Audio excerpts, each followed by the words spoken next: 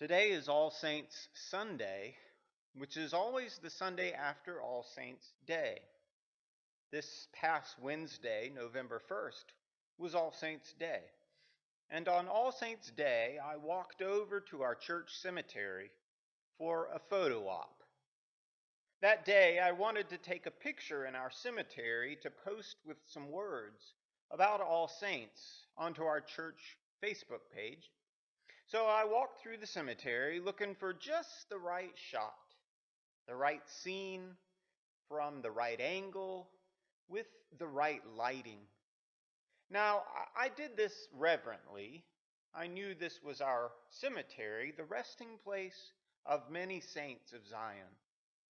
Indeed, my goal was to get a beautifully hallowed image from the cemetery to remind us of the beautiful and hallowed message of all saints.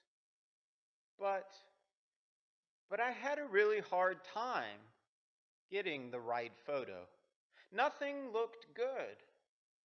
It took me a long time of walking around and taking pictures before I realized there really aren't any perfect pictures in the cemetery.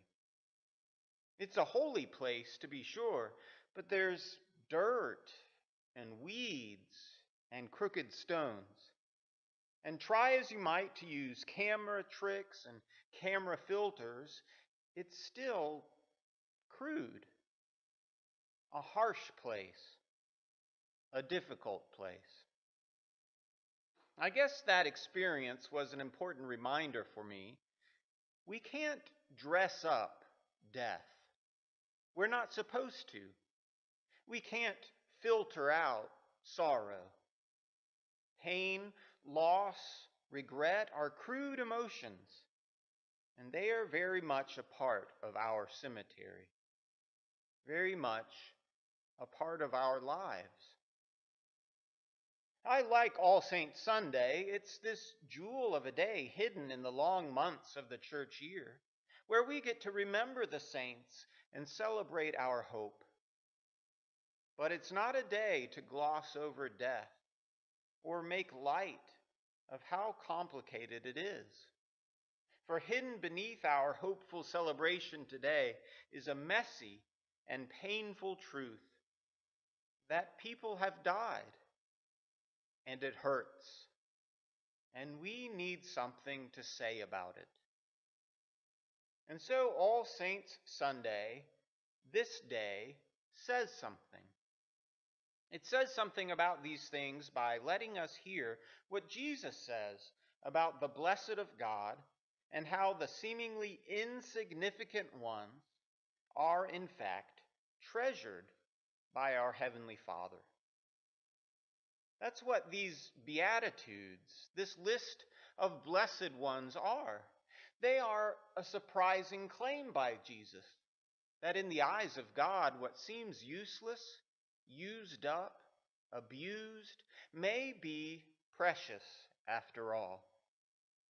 Consider the qualities of life lifted up by Jesus in these verses. The poor in spirit, the ones who know they have nothing to offer God, those who mourn, they who have experienced loss and still feel it. The meek, people who are genuinely humble and gentle and weak. Those who hunger and thirst for righteousness, who long for nothing more than to do what is right in the sight of the Lord. The merciful, the pure in heart, the peacemakers, the list goes on. But we can see that these are people who, while good and holy, are living lives in which they don't seem to get much in return for their faithful work. Truth is, the world, with its grasping for power, influence, and popularity, well, it just tramples right over the poor in spirit, the meek, the merciful. But that's why Jesus' words are so significant. Because what the world considers so insignificant, Jesus calls blessed, treasured by God, precious to God, joyful in God, blessed. There is more going on among these who live according to God's values.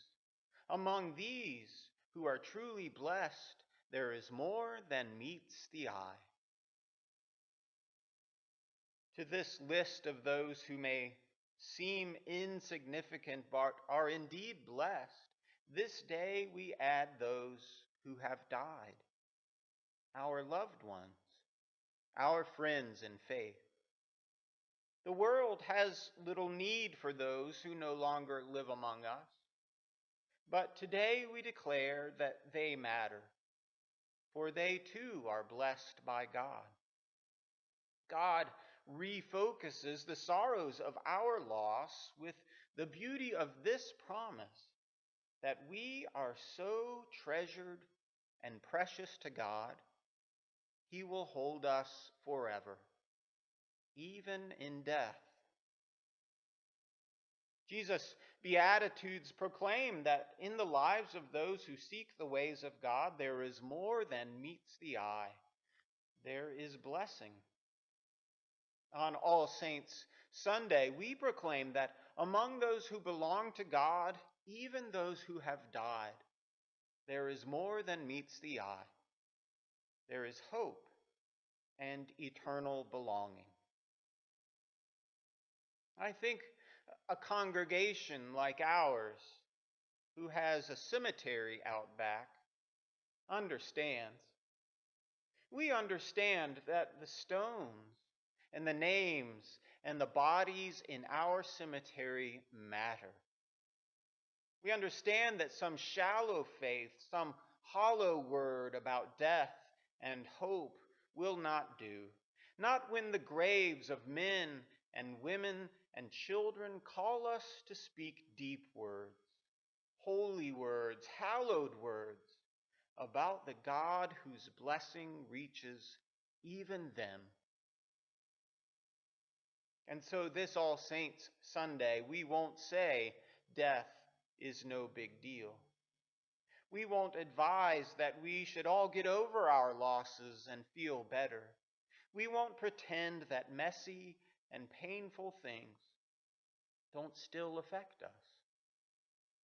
What we'll proclaim is a truth we are blessed to know, that God's favor, God's delight, God's blessing rests on those who need it most, the mournful, the despairing, the lost.